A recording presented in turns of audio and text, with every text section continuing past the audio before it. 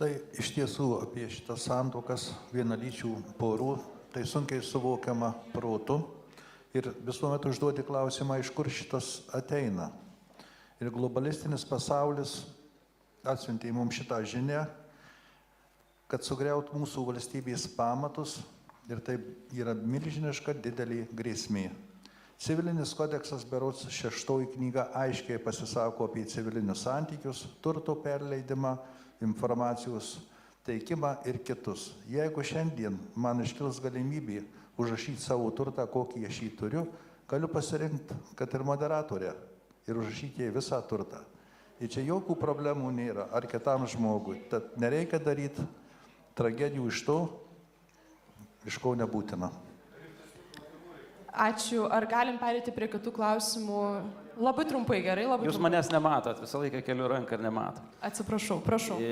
Aš norėjau irgi pasisakyti, tai Civilinės sąjungos įstatymas apibrėžia, imperatyviai konstitucijoje pas mus pasakyta, kad tarp vyro ir moters.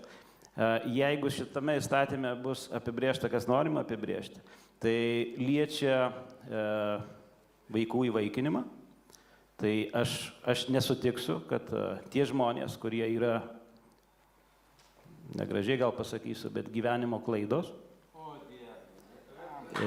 kurių natūraliai pasaulyje gimsta, taip, tam tikras procentas, tai aš nepritarčiau, kad tose šeimose vaikai būtų žalojami. 30 sekundžių, gerai, labai neišsiplečiant.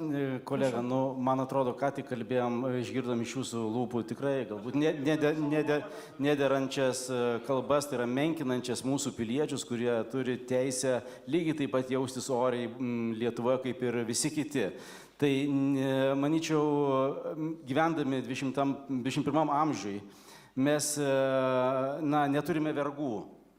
Mes neturime persekioti dėl tautinės priklausomybės, dėl odos spalvos.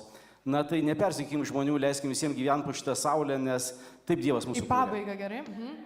Na ir grįšiu prie nacionalinio saugumo ir šitos temos, atrodo, iš šalies visiškai nesusijusios temos, bet mūsų sąjungininkai mums siunčia savotiškas žinutės. Tarkim, mūsų buvęs ambasadorius, JAF ambasadorius Lietuvoje, Gilcristas, jisai žinoma, kad yra gėjus. Tai dabar, kolega mūsų JAF ambasadorių Lietuvoje pavadino gyvenimo klaida.